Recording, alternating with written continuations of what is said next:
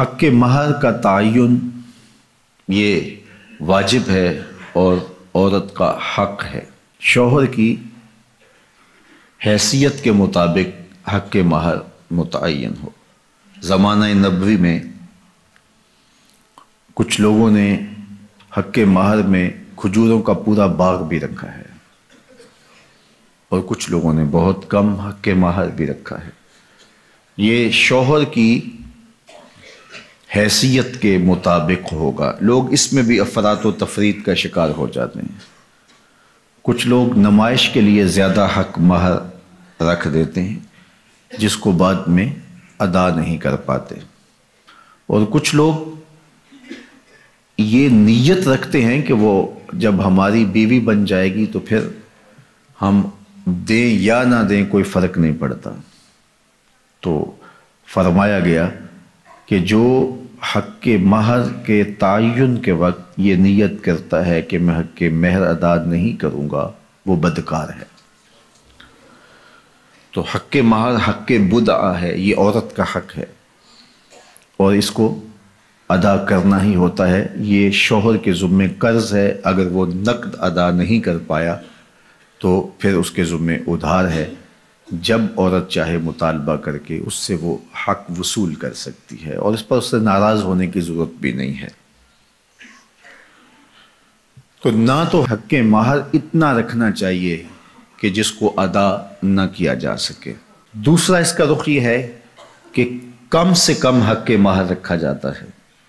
آج کل وہ کہتے ہیں لکھو جی شرعی لکھ لو۔ شرعی کتنا ہوتا ہے؟ کسی زمانے میں 32 روپے 10 آنے کہتے تھے اور آج کہتے ہیں 5000 روپے لکھ لیں جی۔ اچھا بیٹی والا بیچارہ بولتا نہیں، وہ مسئلہ شرعی جانتا بھی ہو تو پھر بھی نہیں بولتا، وہ ڈرتا ہے کہ یہ میری بیٹی کے سامنے نہ آئے۔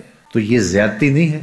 آپ کا بچہ اسکول کالج میں پڑھتا ہو تو 5000 روپے تو اس کو آپ دیں، تو وہ ایک مہینے کا خرچہ 5000 روپے نہیں لیتا، اور یہ عورت اپنے آپ کو تمہارے سپرد کر رہی ہے اور یہ اس کا حق بدعہ ہے، اس نے خود متعین نہیں کیا، یہ حق اس کو اس کے رب نے دیا ہے اور تم 5000 روپیہ دیتے ہو۔ اور حیثیت تمہاری دیکھو، تمہارے انداز دیکھو۔ ایک دوست بتا رہا تھا کہ ایک آدمی نے جو ہے وہ کارڈ چھپوائے ہیں تو وہ 9000 روپے کا ایک کارڈ ہے، 9000 روپے کا۔ تو جو دوستوں کو بانٹے اس کا کل خرچہ 45 لاکھ روپے آیا ہے۔